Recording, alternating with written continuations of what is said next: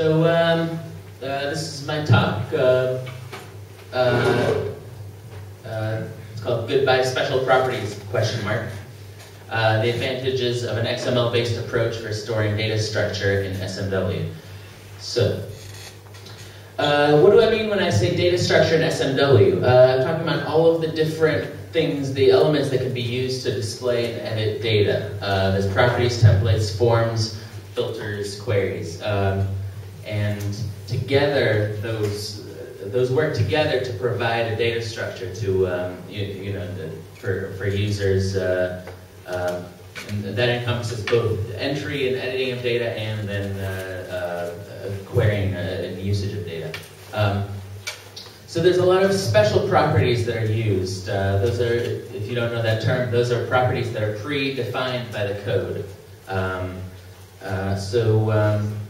Here's a listing of some of them. Semantic Media Wiki, you probably know or have seen. There's has type and allows value. Those help to define the data structure. Semantic forms. The main one is has default form. There's also has alternate form and a few others for defining what forms go with which pages. Semantic drill down has a whole bunch. And then Halo has domain and range, has min cardinality, and has max cardinality. I think those are the ones. And I think those are the four extensions that define special properties, but there could be others. So actually, this talk is about more than just special properties. It's about the idea of an XML-based approach in general for data structure. And the idea is you can have one piece of XML for what I would call a class. So the other thing is you can actually have the data structure be defined directly by the XML and sort of cut out the middleman to some extent. So we'll get to that. And for the purpose of this talk, when I say XML, I actually could be talking about JSON. The idea is any sort of simple structured data format. The specific technical details don't matter as much as the overall idea. So, why XML? I think of at least 9 reasons, which I'll get through quickly. The first is that it makes modifying the data structure easier because everything is in one place. I mean, a simple example, like you want to add one more field to a certain page and the kind of data it holds. If you want to do that, you need to change the template, change the form if you have one, create a new property, modify any queries that query that data, and then if you're using semantic drill down, you need to go through the 2 steps of creating a filter and modifying the category page. So that's a lot of work just for one thing. I mean, if you're talking about maintaining a whole ontology or a whole large set of classes, that can become a lot of maintenance work. Number 2 is that it makes form-based editing of the data structure possible. Semantic Forms provides a nice service because it lets you use forms to edit the data. So the idea is, it's all the same benefits that Semantic Forms gives for the data that you could get for a form to edit the data structure. It just removes the need for you to guess at the specific syntax used within a template or a form or anything else, and all the special properties, etc. On that same note, it eliminates internationalization issues because you don't have to remember or find out what has type is, or allows value, or has default form is in whatever language you're using. And tied in with that is that you don't need as much to be able to read the documentation for all this stuff if there's a form in place in your language to help you out with that. Number 4, it allows import of the data structure. The idea is if you have an existing data structure in UML or SQL, a bunch of database tables, you can import that directly into the wiki as a data structure instead of having to recreate it. Similarly, export, if you want to display your data as UML, this would be, if there were a script, similarly you need scripts for importing. If there were a script to export it as UML, you can do that automatically. And in the unlikely case that you actually wanted to move your data out of the wiki into some inferior application, then it would let you do that too. So number 6 is that it could allow for inheritance. There are a lot of cases where you have classes that are similar to one another but not exactly the same, and so you want to eliminate duplication as much as possible. So for the in simple cases, you have a directory of businesses, and you want to have a special page type for nightclubs, and it inherits most of it, but then it adds type of music or whatever to that class, so that the XML for nightclub would just contain the differences between it and its parent class. So basically, object-oriented structure applied to wiki data. It can support internationalization of display within forms and templates. That's a big stumbling block for people who want to have multi-language wikis. Is the fact that basically your forms and your templates have to be in some language, but within that, if you define it within XML, it becomes a lot easier to say, I have a label, but the English version language text for it is this, and the French text for it is this, and the German is this. Oh, I didn't complete my slide there. But anyway, whatever medium is.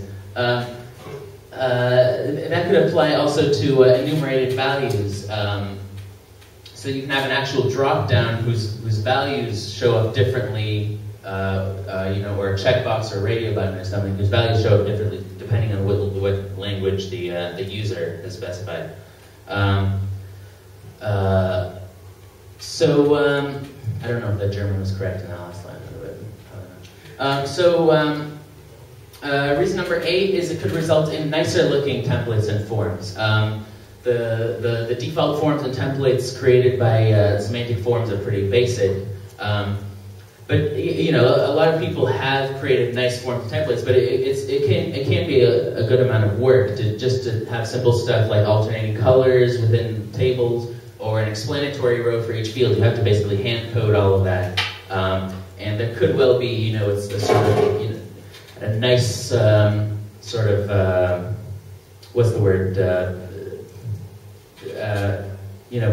best case, best of breed, whatever it is, thing that could be just automatically applied given a set of XML that would just generate much nicer looking forms and templates automatically.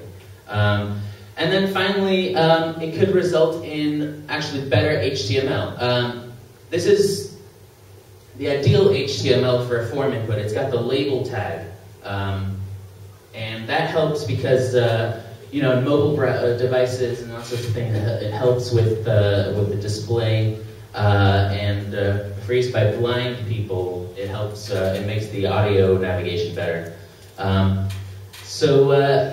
This is ideally what semantic forms would produce. Interestingly, label is what's known as semantic HTML because it conveys what that author string actually means, that it's a label for this other input. So the irony is that the HTML generated by semantic forms is not actually semantic. If forms were defined in some way other than just having a wiki text that's parsed, it would be a lot easier to just display it the right way, to have a proper HTML. So those are the reasons to use it. There are some potential objections I've heard or that I can imagine people might have. I can think of 3 of them. The first is, it's XML. It shouldn't be on a wiki page. That just doesn't make sense. So my response to that is you can get used to it. It's not that much weirder, I think, or more technical than all of the table syntax and template syntax and all that kind of stuff that you see in wiki text, or form syntax for that matter. And you don't have to, you wouldn't have to edit it directly, so it's not like you have to look at it all that often. The second thing is, what about elements that can belong to more than one class, like properties or templates? You know, you could have potentially the same template defined by within two different classes, the same property, and then each one, when you regenerate it, would overwrite the other, or that kind of thing. This might make more sense when we see stuff later. But my response is that hopefully inheritance can avoid most of those issues, so each element would only be defined in one place. And then finally, could XML really support all the many customizations that people do to templates and forms? I mean, people have seen the wide variety of things that people have done with on wiki pages with templates and forms. My response is probably not.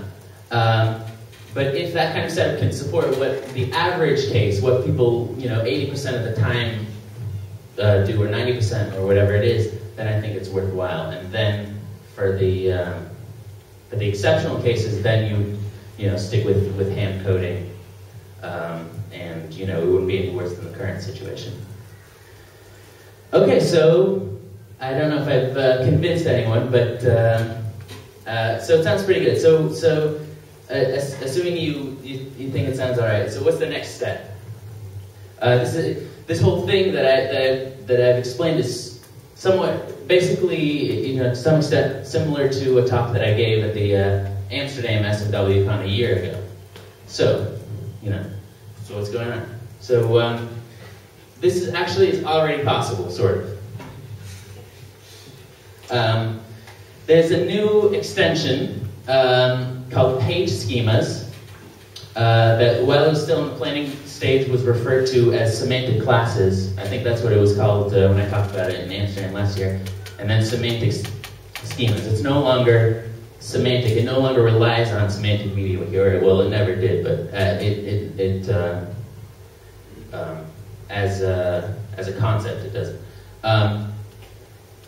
The first version was created this summer by Ankit Garg, who's a college student in India, as part of the Google Summer of Code, and I was the mentor for that project. And we have a bunch of Google Summer of Code alumni here, both students and mentors, from what I understand. So yeah, it's an awesome program that Google runs where they fund development on open source projects. So yeah, version 0.1 was released in August, a month ago. It's still in alpha stage. And let's do a demo. So I have here, hopefully this works. This is the Referata wiki for this conference.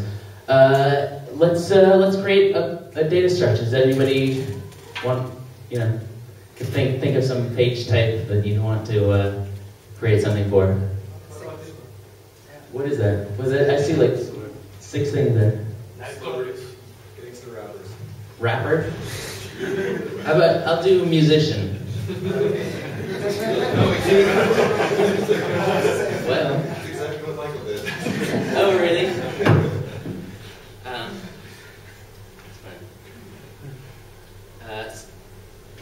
Okay, so I'm creating a category called musicians. Hopefully this won't be too slow. There have been some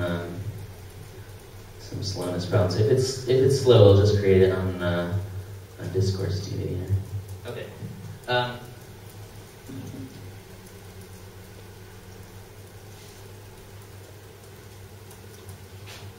Cool. So I'll just put in a little bit of text here.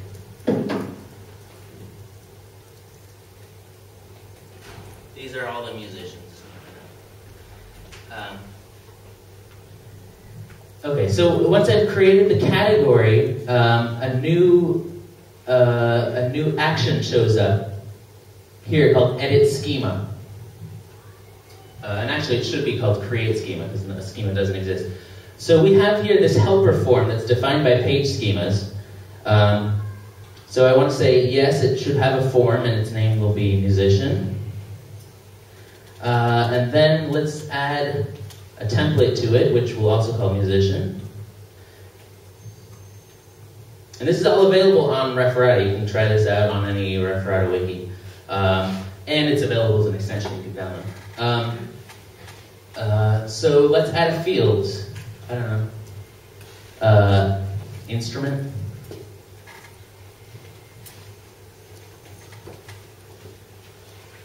I'll give it a semantic property. I'll call it has instrument. Make it a string. And I'll say yes, I want a form input for it. You can select from among these. I'll just leave it, keep it blank to leave it as a default. And you can also arbitrarily enter parameter names here. And yeah, I want to make a semantic drill down filter for it too. I'll just leave that as the default. Let's just do that. Cool. So now I've created this XML. This is the display for it. If I then go to edit the page, it will show up as XML. There it is.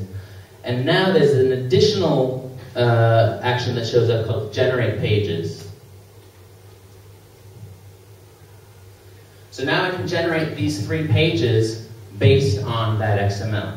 So let me do that. Now you'll note there's property, template, and form there, but not filter. There's no, even though I specified a semantic drill down element, it's not creating a filter page for it.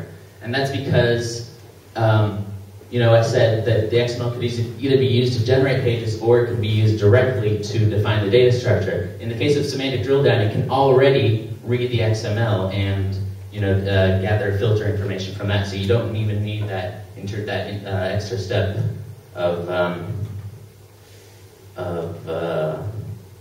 creating a helper page for it. Okay, so we have this musician form. All 3 pages were created. I don't know, 50 cents. I'll do yo-yo.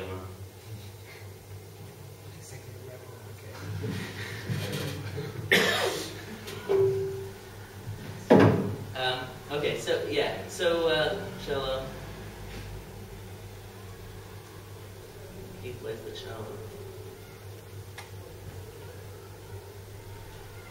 Yeah, I mean you can get a sense for how this looks. It created it with a form. There's this template that exists already, and there's an edit with form tab that showed up, even though there was no has default form property specifically associated. This also came directly from the XML. Let's see, and let's see what the drill down looks like. Oh, that's bad. Okay, let's not see that. That works. It works in theory. So now, if we go back to this category, we can re-edit the schema, and this is sort of the key part, is the idea that, oh, that's bad too. The idea that, hopefully that's not important.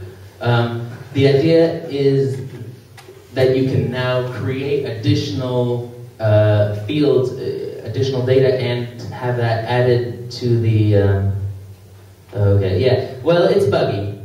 There's no denying that.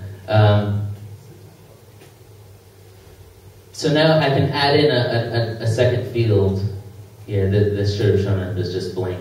I don't know, year of birth or something.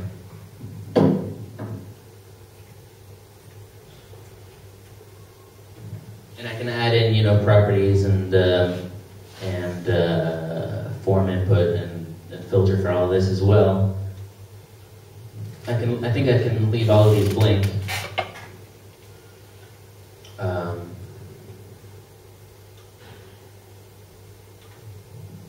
Then if I save the page, it should show up. Yeah, cool. I've added in a second field, and now if I regenerate the pages, oh my god. Okay. That's too bad. Anyway, right,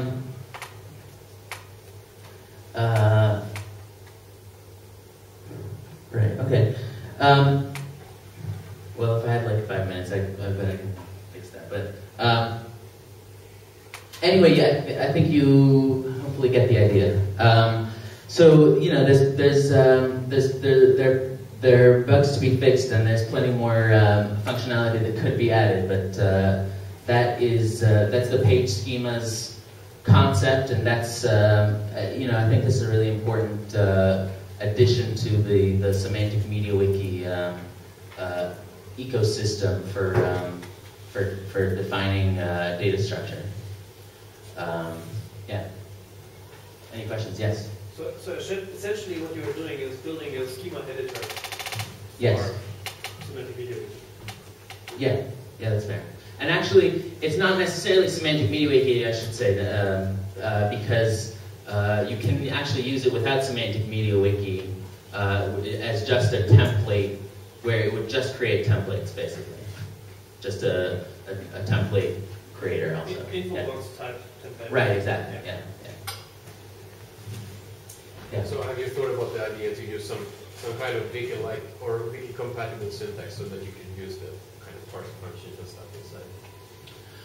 I like the idea of having XML because it's just so simple a data structure, and it's not necessary for the wiki to parse it directly.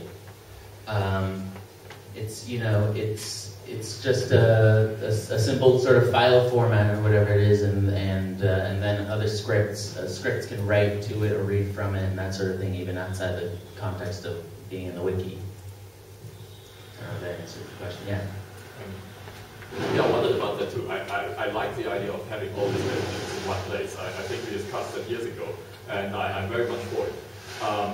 Even creating the other pages, I would actually prefer to have it all in one place and not require the creation as you showed for Twitter, or could have shown for Twitter. Right.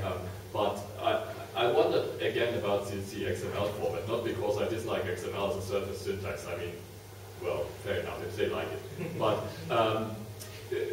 I wondered about the general idea of storing machine-readable data in plain text and reparsing it every time you need it, which is kind of, I mean, in semantic media wiki we have decided to parse the stuff when you save it, write it into a database into a format which is easier to access. You can query it directly from the database, so you don't have to parse the text every time, and then get it from there. So wouldn't that be one reason to consider storing it in this existing infrastructure? Well, the one big advantage of this is that you have an entire version history. You know, that's one of the big advantages of wikis anyways. You can see how the data structure changed over time. Oh, I'm not arguing for abolishing this text. I'm not even arguing for changing its syntax. I just wonder whether it would still make sense to store the data when it's edited and saved directly into the table, so you can retrieve it instead of always having to get the current revision and having to reparse the XML. Oh, I see. That happens. It uses the page props table to store it, store the data every time. Yeah. Yeah. Like, how is it stored in the page prop table? Well, okay, it's stored as XML. But I was just, between the time that I answered that question and that, I was thinking the same thing. Yeah. Yeah, I guess it might be nice to store it in a format that's faster to parse. It's strictly a performance issue, I would say. Not just. I mean, I would say it's also an issue of integrating with the existing data management architecture, because in a way we say semantic media wiki is a platform for managing data, and now you have a particular kind of data, and you say, well, but it's much nicer to have XML serialization stored instead of using the same data schema. So it's the same data model even. So yeah. Well, my answer to that is, are you saying using semantic media wiki to store the data? Well, why not? I mean, it can certainly store the same information. Yeah, I mean that's sort of what I was getting at with my title about the special properties. I don't know. I guess it's worth talking about and thinking about more, but. I feel like special properties have been used just because that's the only option for a lot of this stuff. To me, properties make sense as a way to define the real world, and not necessarily to define what's going on within the wiki. That to me is the distinction. Yeah, I mean, there's things like the allowed values, for instance, where you can't. There's no way within the semantic, the basic SMW structure to be able to say to define a set of different language values for each allowed value because it's a table of information already. For instance, it's much easier to do that kind of thing with hierarchy of information within something like XML versus using SMW properties.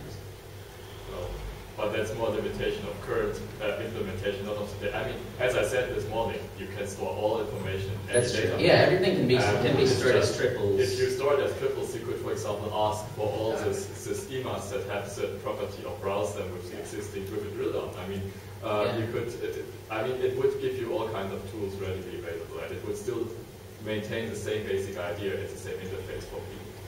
Yeah, I guess that's one of the, just adding to that, I guess that's one of the ideas with RDF to try to stay at the same low level kind of language and platform, which is RDF, and then add language on top of that. If you come with a plain XML format that adds to the tech stack and makes it more like specific and not very interoperable or less interoperable.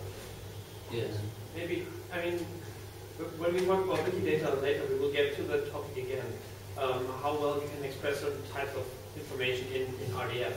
There are some types of data structures that are they can be expressed in RDF, but it's not really nice. Lists are an example. Yeah. I mean, RDF represents lists as linked lists, which makes it pretty useful. So, yeah, you probably could do it, but it's really a question if it really improves the situation. Right. Yeah. May I ask a question whether you store the information as properties as well? So if you have the XML page and then you go to special property page, do I see the special properties there also, or is it just in the XML? Yeah, it's not stored. Yeah, that's what they were getting. It's not stored as semantic data in any way. It's strictly stored as XML. Well, the point that I have is something like a modern development approach that you have. You have the XML there, and then you generate the special properties, or do you abandon all the special properties within it? Sorry, I didn't understand that. You've defined several semantic properties there. If you go to the special properties page, are there the special properties already there? Do you generate? Yes. Oh, I see. Yeah. Sorry. When you said special properties, you meant this. Special properties can mean two different things depending on whether there's a colon in there. Yeah. I mean, it actually generates those properties. Of the data structure elements, it generates templates, forms, and properties, but just not filters. Okay. Yeah. So what you actually do have is you have a model-driven development approach. The XML defines the model, and then you generate some artifacts from it. Yes, exactly. Yeah. And well, there may be a psychological comment. It would help if you simply align the XML that is stored there. When people. Oh. Right. Okay. Yeah. That's fair. Yeah. If it were more nicely formatted, you mean? Yeah. Well, if someone looks at the XML that is in there, no one can read it. That's true. Some simple alignment would give you a view that can handle it. Yeah. That could actually help a lot. It would make it look less intimidating. It's probably true. Yeah. I mean, just as far as the handling it semantically, I don't see a huge benefit to being able to query the data. And it might be strange to have data structure and data all within the same environment. Being able to query both at the same time. But I don't know. It potentially has benefits. Yeah. You might be able to generate from one to another as well. Yeah, I was wondering, have you checked, like, when you do XML, when you define the XML format, have you checked on compatibility with XMI format? I don't know what that is. It's the XML format for UML. Oh, okay. Okay, I should look into that. Yeah, I mean, there are general XML formatters, but you might want to look at it so that it's not too hard to... Right, yeah. Yeah, a lot of this was just sort of generated on an as-needed basis, but it would be worth trying to do it, the right way. Yeah. A correlated question is whether you have defined a schema for your XML schema. It's doesn't make XML on the back the shell. there's a DTD thing for it or whatever. It's not published or anything. It's just in the code, but it makes sense to officially publish this once this actually becomes a fully usable extension to publish the spec for that. Yeah. I would suggest that as a schema because it's Okay. Okay, that's it. Thank you.